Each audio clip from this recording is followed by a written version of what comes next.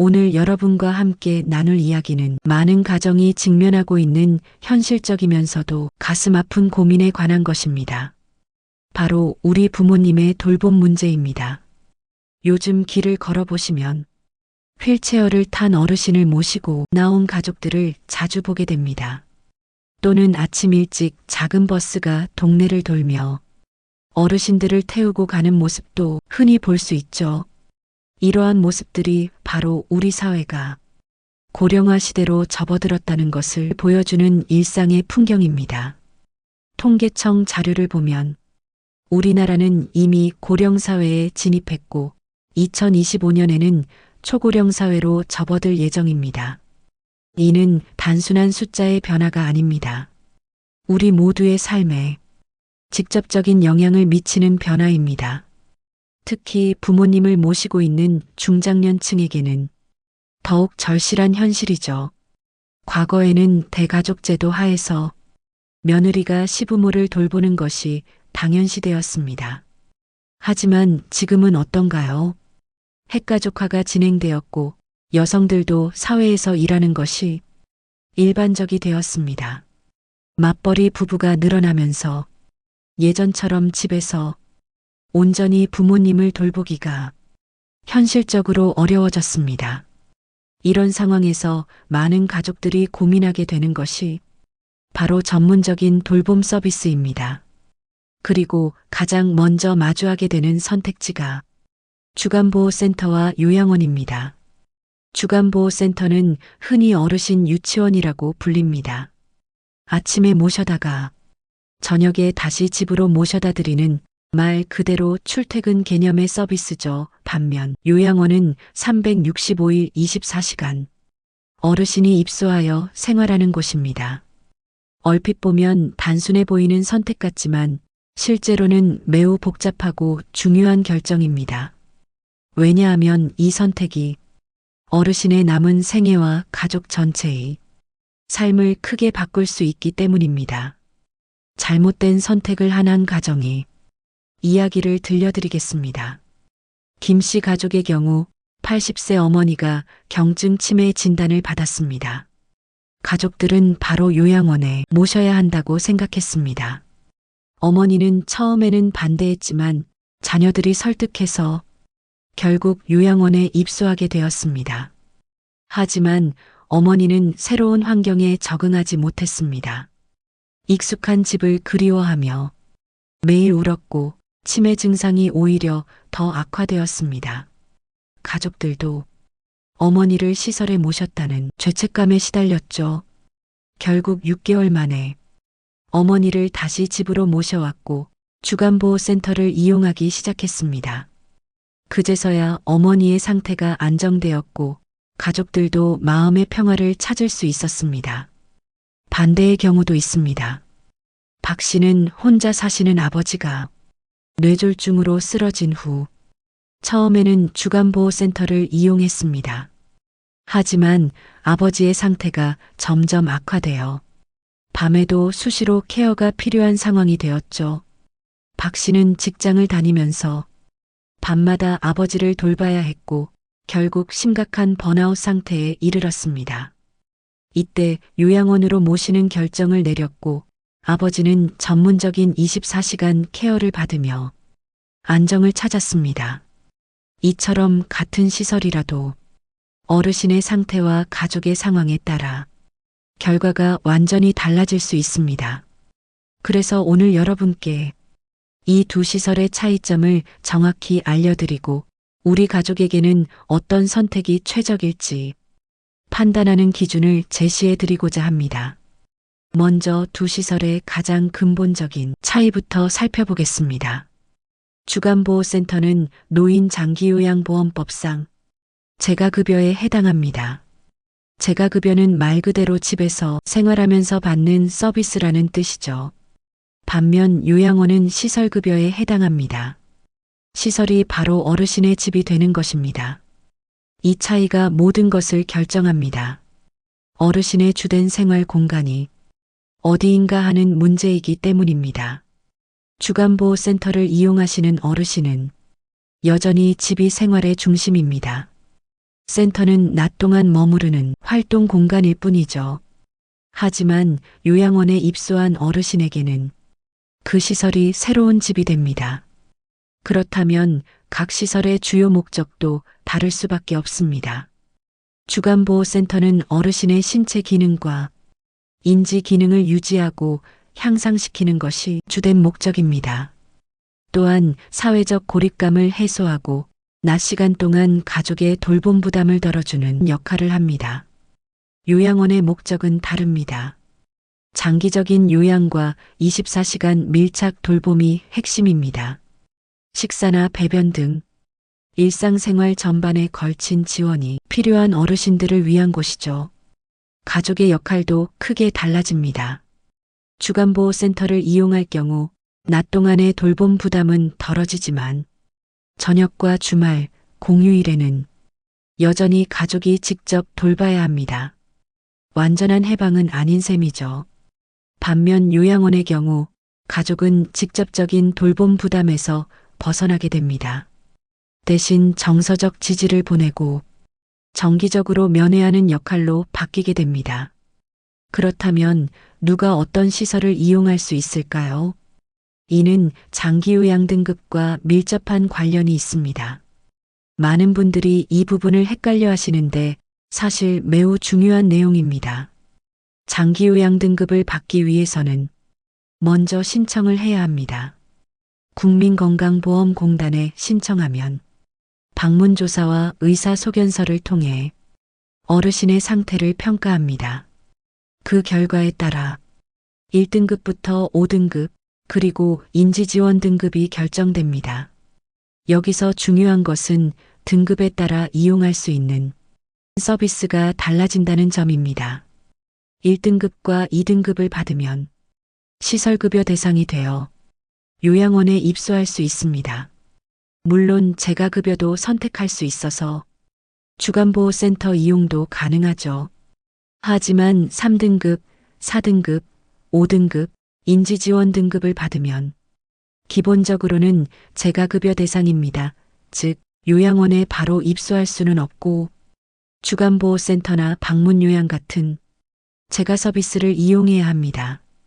그렇다면 3등급 이하를 받았는데 집에서 돌보기 어려운 상황이라면 어떻게 해야 할까요? 이때는 국민건강보험공단에 급여 종류 및 내용 변경 신청을 할 수 있습니다. 가족 구성원의 수나 주거 환경, 어르신의 심신 상태 변화 등을 종합적으로 평가해서 시설 입소가 불가피하다고 인정되면 3등급 이하라도 요양원에 입소할 수 있습니다. 따라서 처음 받은 등급만 보고 포기하지 마시고 상황 변화에 따라 필요한 절차를 밟으시기 바랍니다. 이제 가장 현실적인 문제인 비용에 대해 말씀드리겠습니다. 사실 많은 가정이 경제적 부담 때문에 고민이 많으실 겁니다. 먼저 기본적인 구조부터 이해해야 합니다. 주간보호센터든 요양원이든 노인 장기요양보험이 적용되는 서비스입니다. 따라서 총 비용 중 일부는 국가가 부담하고 나머지를 본인이 부담하는 구조죠. 본인 부담률을 보면 주간보호센터는 15%, 요양원은 20%입니다. 얼핏 보면 큰 차이가 없어 보이지만 실제 월 부담액은 상당한 차이가 납니다. 가장 큰 차이를 만드는 것은 바로 비급여 항목입니다. 비급여 항목이란 장기요양보험이 적용되지 않아서 100% 본인이 부담해야 하는 비용을 말합니다. 대표적인 것이 식비와 간식비죠. 주간보호센터의 경우 센터를 이용한 날에만 점심 식비와 간식비가 발생합니다. 한 달에 22일 이용했다면 22일분의 식비만 내면 되는 거죠. 하지만 요양원은 다릅니다. 365일 시설에 거주하므로 한 달 내내 세끼 식사와 간식비가 모두 발생합니다. 구체적인 예를 들어보겠습니다. 장기요양 4등급을 받은 어르신을 기준으로 2025년 수가로 계산해보면 주간보호센터는 월 30만 원 내외, 요양원은 월 90만 원 내외의 비용이 발생합니다. 약 3배의 차이가 나는 셈이죠. 이 차이가 발생하는 이유는 명확합니다. 요양원은 24시간 돌봄과 30일치 식비가 모두 포함된 포괄적인 서비스이기 때문입니다. 반면 주간보호센터는 낮 시간만의 부분적인 서비스이므로 상대적으로 비용이 저렴한 것이죠. 다만 여기서 주의하실 점이 있습니다. 소득 수준에 따라 본인 부담금을 감경받을 수 있는 제도가 있다는 것입니다. 의료급여 수급권자나 저소득층의 경우 본인 부담률이 0%에서 12%까지 낮아질 수 있으니 국민건강보험공단에 꼭 확인해 보시기 바랍니다. 비용도 중요하지만 어르신이 하루를 어떻게 보내는지도 매우 중요한 고려사항입니다. 삶의 질과 직결되는 문제이기 때문입니다. 주간보호센터의 하루를 따라가 보겠습니다. 보통 오전 9시경 센터 차량이 집으로 모시러 옵니다. 센터에 도착하면 먼저 혈압, 혈당, 체온 등 기본 건강 상태를 체크합니다. 복용하고 계신 약이 있다면 이때 도움을 받으실 수 있죠. 오전에는 주로 신체 기능 유지를 위한 활동이 이루어집니다. 간단한 체조나 가벼운 운동 또는 인지 기능 향상을 위한 미술, 음악, 작업 치료 등이 진행됩니다. 어르신들의 상태에 따라 프로그램이 달라지죠. 점심시간이 되면 영양을 고려한 식사가 제공됩니다.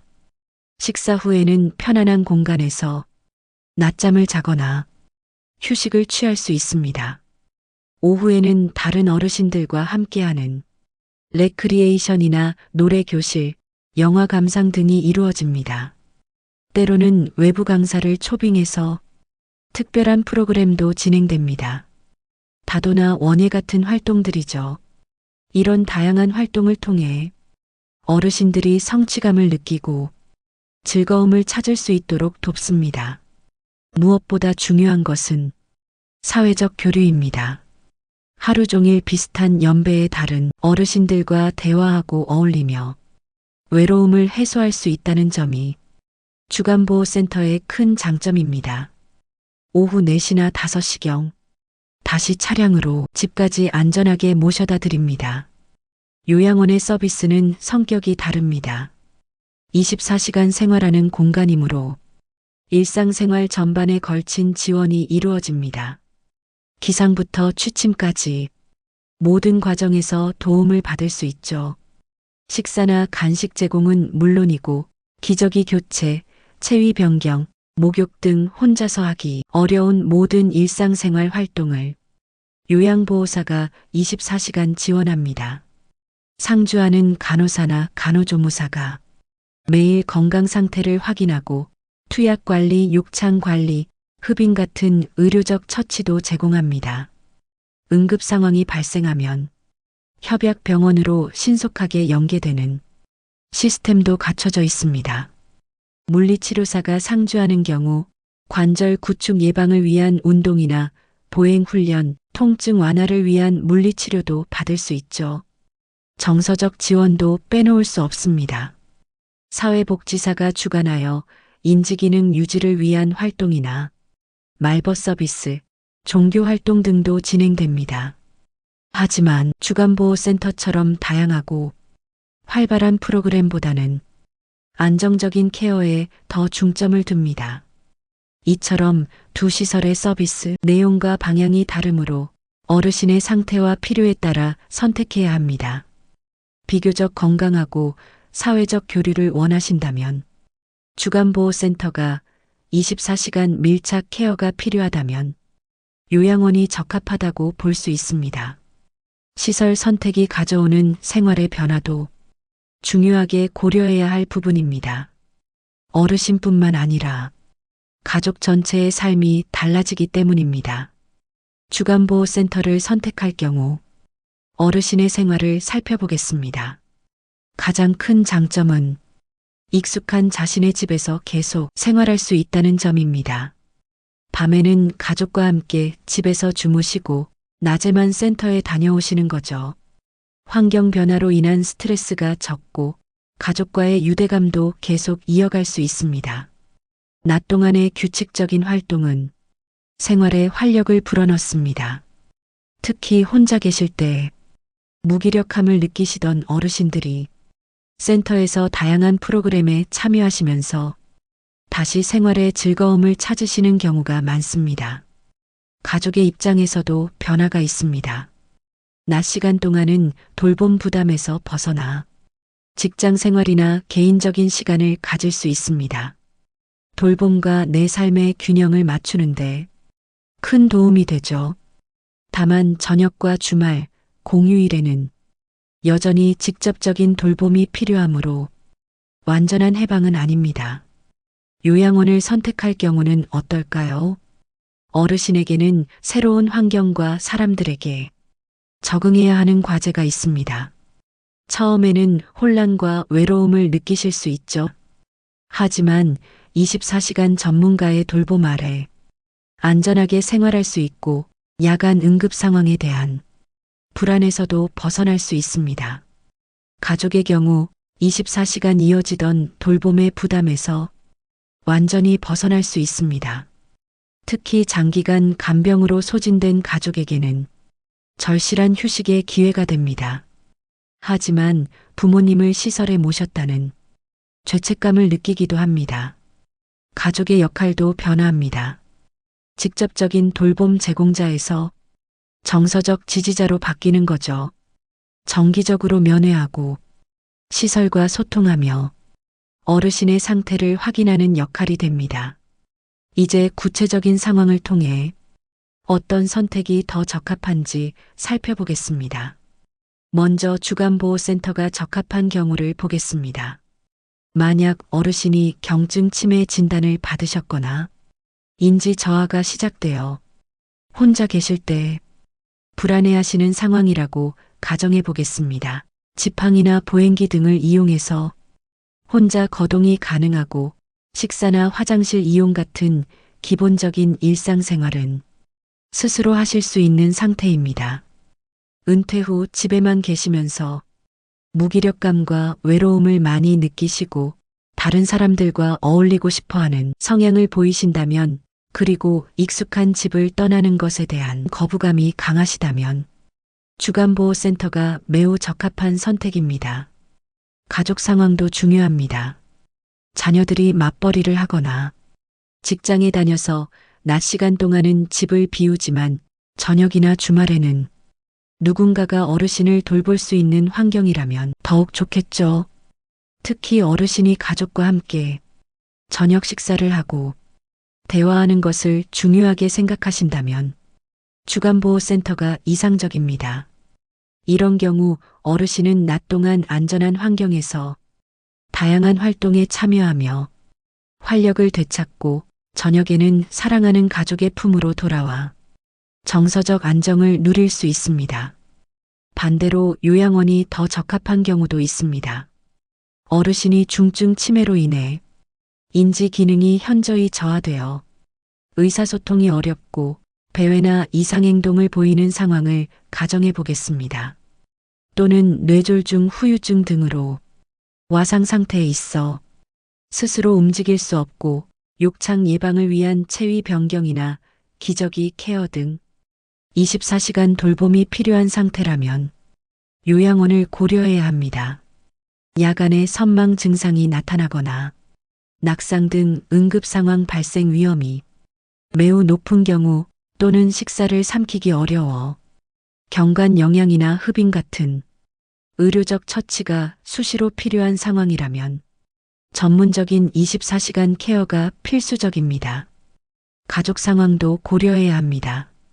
보호자의 나이가 많거나 건강이 좋지 않아 24시간 간병이 신체적으로 불가능한 경우, 독거 어르신이거나 가족이 해외에 거주하는 등 물리적으로 돌볼 사람이 없는 경우, 또는 장기간의 간병으로 보호자가 심각한 번아웃 상태에 있는 경우라면 요양원 입소를 적극적으로 고려해야 합니다.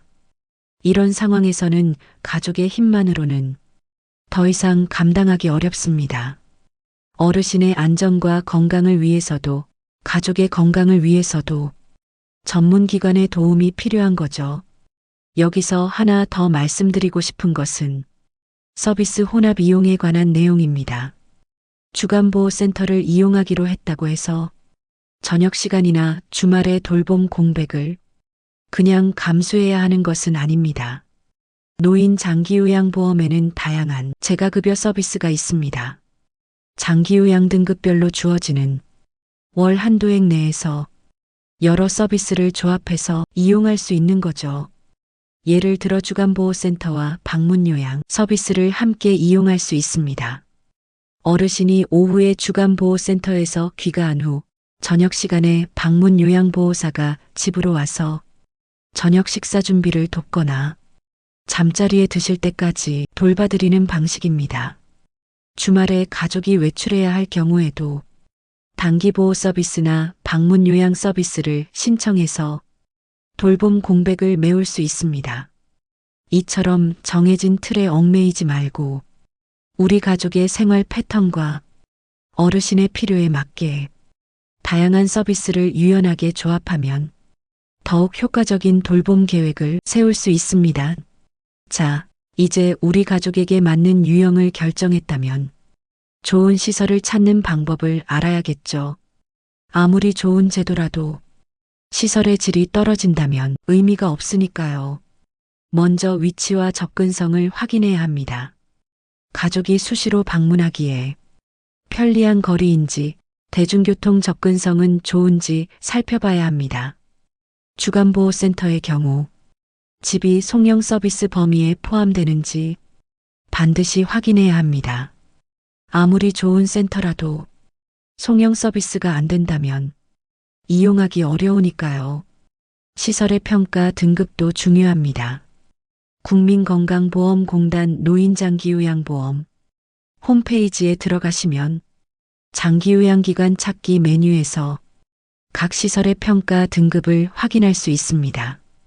가급적 최우수인 A등급이나 우수인 B등급 시설을 선택하시는 것이 좋습니다. 인력 현황은 서비스 질을 좌우하는 핵심 요소입니다. 요양보호사 한 명이 몇 명의 어르신을 돌보는지 확인해 보세요. 법적 기준보다 더 적은 인원을 돌볼수록 질 높은 케어가 가능합니다. 간호사, 물리치료사, 사회복지사 등 전문 인력이 상주하고 있는지도 중요한 확인 사항입니다. 시설을 직접 방문했을 때 위생과 안전 환경을 꼼꼼히 살펴보세요. 시설 내부가 청결한지 불쾌한 냄새가 나지 않는지 확인하시고요. 식단표를 보여달라고 해서 영양적으로 균형 잡힌 식사가 제공되는지 살펴보시기 바랍니다. 복도와 화장실의 안전 손잡이나 미끄럼 방지 시설 같은 안전장치가 잘 갖춰져 있는지도 중요합니다. 프로그램의 질과 다양성도 확인해야 할 요소입니다. 매일 형식적인 프로그램만 반복하는지 아니면 어르신의 상태와 욕구를 반영한 다양하고 내실 있는 프로그램을 운영하는지 살펴보세요. 월간 프로그램 계획표를 보여달라고 하시고 가능하다면 실제 진행 모습을 참관해 보시는 것도 좋습니다. 시설의 분위기와 직원들의 태도는 정말 중요합니다. 시설을 방문했을 때 전반적인 분위기가 밝고 활기찬지 느껴보세요. 직원들이 어르신들을 대하는 표정과 말투에서 존중과 애정이 느껴지는지, 이용 중인 다른 어르신들의 표정은 어떤지도 유심히 관찰해 보시기 바랍니다. 비용의 투명성도 반드시 확인해야 할 부분입니다. 월 이용료에 포함되는 항목과 별도로 부담해야 하는 비급여 항목에 대해 명확하고 투명하게 설명해 주는지 확인하세요. 한 가지 더 당부드리고 싶은 것은 반드시 여러 곳을 비교해 보라는 것입니다. 2군데 이상, 가능하면 3군데 이상의 시설을 직접 방문해서 상담을 받아보시기 바랍니다. 발품을 파는 만큼 더 좋은 시설을 만날 확률이 높아집니다. 또한 온라인 정보만으로 판단하지 마시고 반드시 직접 방문해서 눈으로 확인하시기 바랍니다. 사진과 실제는 다를 수 있고 시설의 분위기나 직원들의 태도는 직접 가봐야 알 수 있으니까요. 이미 그 시설을 이용하고 있는 가족들의 의견도 들어보시면 좋습니다.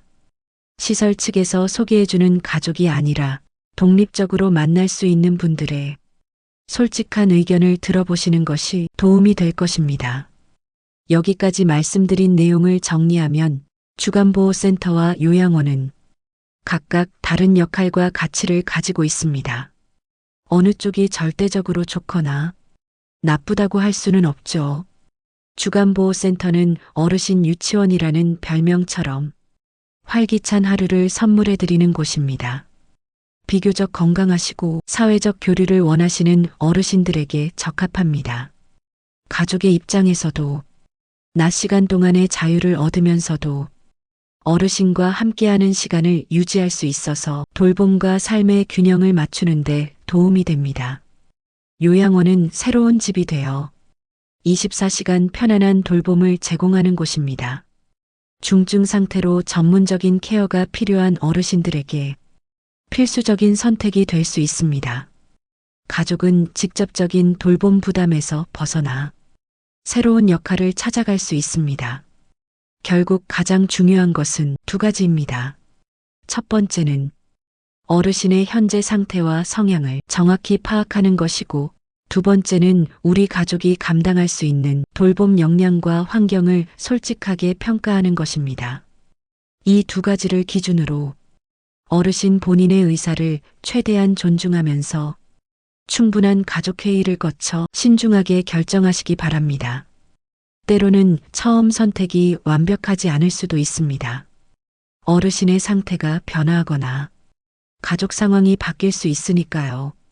그럴 때는 언제든 다른 선택을 할 수 있다는 점도 기억해 두시면 좋겠습니다. 이 모든 과정이 단순히 시설을 고르는 것이 아니라 부모님의 남은 생애를 어떻게 더 편안하고 존엄하게 만들어 드릴 것인가에 대한 깊은 고민이자 가족 모두의 삶의 질을 함께 높여가는 과정이라는 점을 잊지 마시기 바랍니다.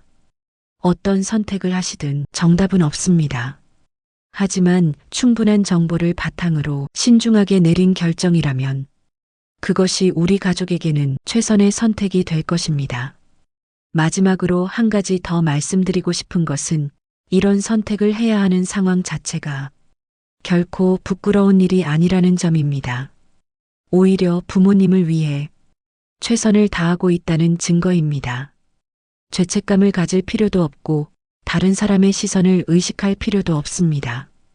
중요한 것은 사랑하는 가족이 안전하고 편안하게 지낼 수 있도록 돕는 것이고, 동시에 돌보는 가족들도 건강하게 삶을 이어갈 수 있도록 하는 것입니다. 오늘 말씀드린 내용이 여러분의 어려운 선택에 조금이나마 도움이 되었기를 바랍니다. 모든 가족이 현명하고 후회 없는 결정을 내리시길 진심으로 응원합니다. 오늘 긴 이야기를 끝까지 함께 해주셔서 진심으로 감사합니다. 여러분의 소중한 시간 속에 제 이야기가 작은 위로와 공감이 되었다면 그걸로 충분히 행복합니다. 영상이 마음에 와 닿으셨다면 구독과 좋아요 눌러주시면 저에게 정말 큰 힘이 됩니다. 그리고 댓글로 여러분의 생각과 이야기를 남겨주시면 저도 그 마음에 진심으로 답하고 함께 나누고 싶습니다. 앞으로도 따뜻한 이야기, 마음에 남는 이야기로 다시 찾아뵙겠습니다. 오늘도 함께 해주셔서 감사드리고 언제나 평안하시길 바랍니다.